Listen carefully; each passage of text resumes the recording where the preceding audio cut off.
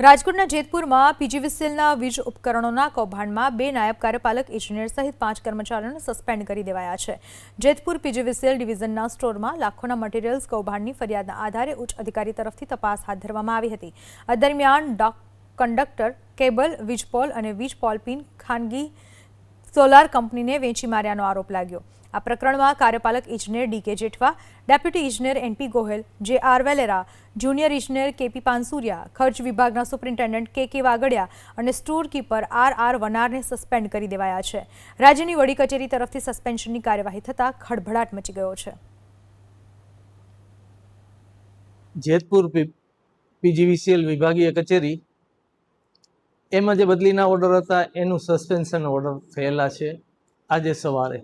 એમાં 2 deputy engineer છે, NP Gohel deputy engineer, JR. Valera deputy engineer Jetpur rural, AP Pansuriya junior engineer store, K Vagadiya SA expenditure અને R Vanar અમારા store keeper Jetpur ડિવિઝનના, આ 5ના suspension order થયેલા છે।